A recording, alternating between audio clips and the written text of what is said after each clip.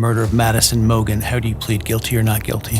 Guilty. For the murder of Kaylee Gonsalves, how do you plead guilty or not guilty? Guilty. The murder of Xana Kernodle, a human being, how do you plead guilty or not guilty? Guilty. The murder of Ethan Chapin, a human being, how do you plead guilty or not guilty? Guilty. After nearly 3 years of questions, speculation, and one of the largest murder investigations in modern America, Bryan Kohberger finally admitted responsibility for the deaths of 4 University of Idaho students. But long before the courtroom, investigators faced a very different problem. They had 4 victims, no suspect, and almost no explanation for what had happened inside the King Road residence. The attack had lasted only minutes. By the time police arrived, the person responsible was already gone.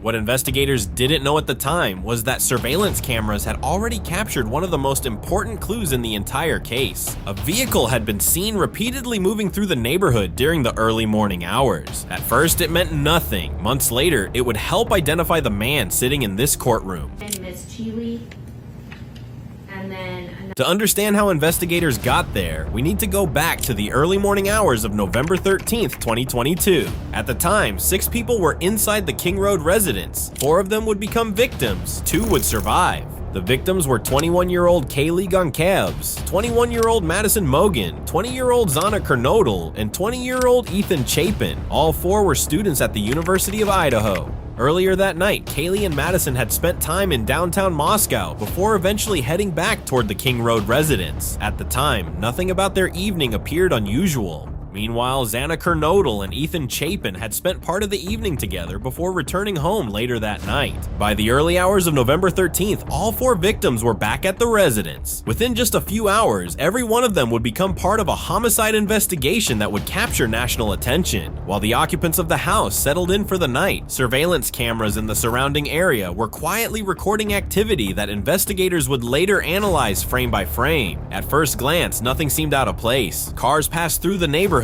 lights turned on and off. The area appeared calm, but among those recordings was a vehicle that would soon become impossible to ignore. Investigators didn't know it yet, but this vehicle was about to become the center of the entire case. At first, investigators had no suspect and no clear motive, but as surveillance footage from around Moscow began to pile up, one detail kept appearing again and again. A white sedan had been captured moving through the area surrounding the King Road residence during the early morning hours. Initially, it was just another vehicle among hundreds, but investigators soon noticed something unusual. Rather than simply driving through the neighborhood once, the vehicle appeared to return multiple times. Each pass placed it closer to the residence. Investigators began mapping the vehicle's movements minute by minute, and the timeline they were building wasn't looking random anymore. According to investigators, the vehicle entered the neighborhood several times before the attack and was seen leaving the area shortly afterwards. That immediately raised questions. We'll provide as much information as we can about the extradition to Idaho and the criminal process. As the investigation continued, authorities publicly announced they were searching for information about a white Hyundai Elantra. For the first time, investigators had something tangible they could ask the public to help identify. The announcement triggered enormous public interest. Thousands of tips began pouring in. Most led nowhere, but one of them would eventually point investigators toward a criminology student named Bryan Kohberger. At the time, however, Bryan Kohberger wasn't publicly known to investigators, at least not yet. Months before the murders, the King Road residence had already appeared on police body cameras. Not because of violence, not because investigators suspected a crime, but because officers had occasionally responded to routine noise complaints and late-night party calls, something fairly common in a college neighborhood. Hey, turn the music down. Turn the music down. Hello, miss. Hello. What's your name? Xana. Xana, do you live here? Yes. Hey, did Megan talk to you earlier? No. Okay, does Megan live here? Megan, I do not have a Megan that lives Megan here. Mogen? Maddie Mogen, yes. Madison Mogen, yeah. Madison Mogen? Okay, she does live here? She is at the club. She's 21. I'm just going to bed. I have a couple friends over, but This is my ID. Have you talked to Maddie tonight? Honestly, not really. I've just been here. So I understand you guys are having to get together, but people have a way of Yes. taking the invitation and using it as an excuse to get out of control and be loud.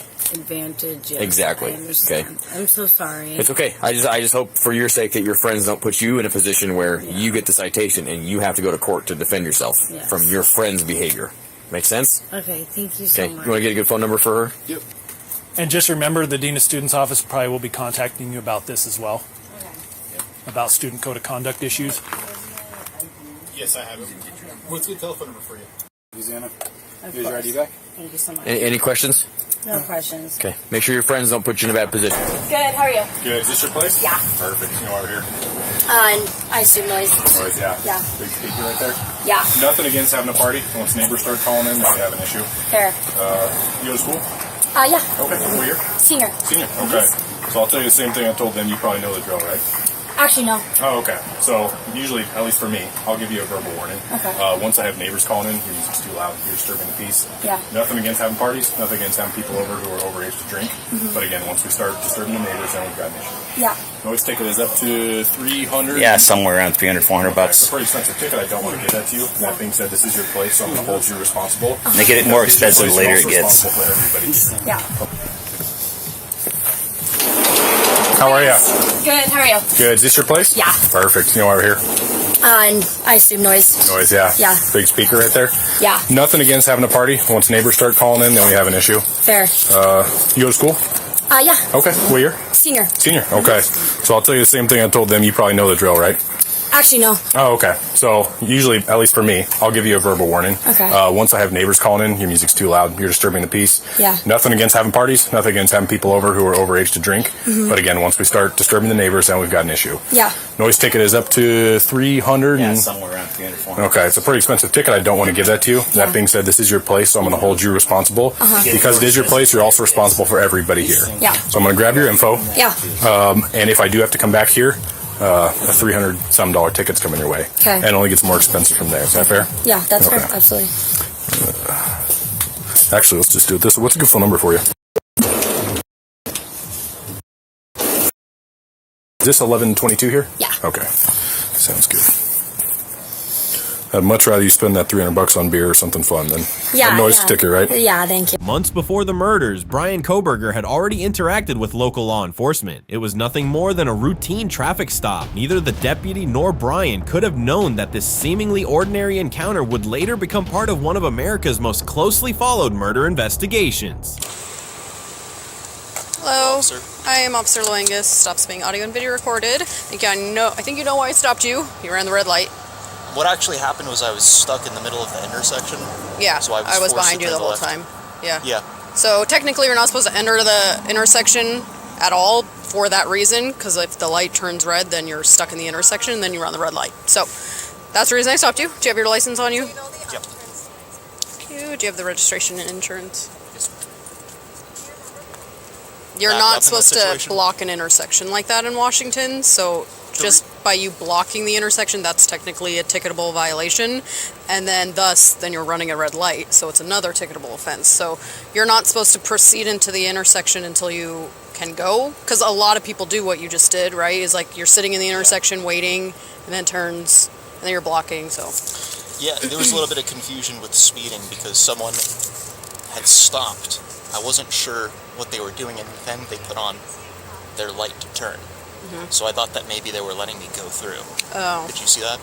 At the time, there was nothing unusual about the encounter. Bryan was issued a citation, the stop came to an end, and both men went their separate ways. For everyone involved, it was just another routine day.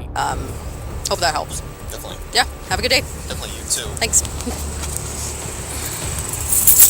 Weeks later, detectives investigating the King Road murders began reviewing surveillance footage, vehicle registrations, and every available lead connected to the white Hyundai Elantra. One registration immediately stood out. It belonged to Bryan Kohberger. That discovery gave investigators a person of interest, but it wasn't enough for an arrest. Owning a white Hyundai Elantra didn't prove Bryan Kohberger had been anywhere near the King Road residence on the morning of the murders. Detectives now needed to answer a far more important question. Had Bryan Bryan himself been near the crime scene. To find out, investigators turned to his cell phone records. According to the probable cause affidavit, the phone associated with Bryan Kohberger had been detected in the vicinity of the King Road neighborhood on multiple occasions in the months before the murders. Investigators believe these weren't random drives. They appeared to show repeated visits to the area, but one detail immediately stood out. During the hours when the murders were believed to have taken place, Bryan Kohberger's cell phone suddenly stopped reporting its location. For investigators, that raised another question. Had the phone simply lost signal? Or had it been intentionally turned off? Hours later, the device appeared on the network again, south of Moscow, following a route that investigators believe matched the suspected vehicle's movements after the killings. By now, detectives weren't looking at a single clue anymore. They had surveillance footage, a matching vehicle, cell phone data, and a timeline that appeared to connect them all. Still, none of it placed Bryan Kohberger inside the house. Investigators needed one final piece of evidence, something that could physically connect a suspect to the crime scene. That evidence would come from an item left behind inside the King Road residence. While processing the crime scene, investigators recovered a tan leather knife sheath lying next to one of the victims. At first, it appeared to be just another piece of evidence, but during forensic examination, analysts discovered a single source of male DNA on the button snap of the sheath. For investigators, this was the first piece of physical evidence that could potentially identify whoever had entered the house that morning. Still, a DNA profile by itself doesn't provide a name. Investigators now needed to find the person it belonged to. As the investigation continued, Bryan Kohberger remained under surveillance. His movements, his vehicle, and his cell phone records were already being compared against a growing timeline of evidence. But detectives wanted more than a strong suspicion. They wanted confirmation. In December 2022, investigators quietly followed Bryan Kohberger after he traveled back to Pennsylvania with his father. Rather than making an immediate arrest, they continued watching him. One of the final steps involved collecting discarded trash from outside the family residence. Items recovered from that trash were submitted for DNA testing. The results became one of the most significant breakthroughs in the entire investigation. According to investigators, the DNA recovered from the trash was consistent with being from the biological father of the individual whose DNA had been found on the knife sheath. For detectives, multiple independent pieces of evidence were now pointing toward the same person. Surveillance footage, a matching vehicle, cell phone records, and now DNA evidence. By the end of December, investigators believed they finally had probable cause to make an arrest. The operation was set in motion before dawn on December 30th, 2022. Law enforcement officers surrounded the Kohberger family home in Pennsylvania. Within minutes, Bryan Kohberger was taken into custody without incident. For investigators, months of surveillance, forensic analysis, and thousands of hours of investigative work had finally led to an arrest. But making an arrest and proving a case in court are two very different things. Over the months that followed, prosecutors continued building their case. Search warrants were executed, electronic devices were examined, vehicle evidence was processed, and both sides prepared for what many expected would become one of the most closely watched murder trials in recent American history. As court proceedings continued, Bryan Kohberger maintained his innocence. Legal arguments stretched over months, motions were filed, evidence was challenged, and families of the victims continued waiting for answers. Then, in July 2025, the case took an unexpected turn. Rather than proceeding to a full jury trial, Bryan Kohberger agreed to plead guilty to the murders of Kaylee Goncalves, Madison Mogen, Zana Kernodle, and Ethan Chapin. The plea brought an end to years of uncertainty. In exchange, prosecutors agreed not to seek the death penalty. Instead, Bryan Kohberger was sentenced to 4 consecutive life sentences without the possibility of parole.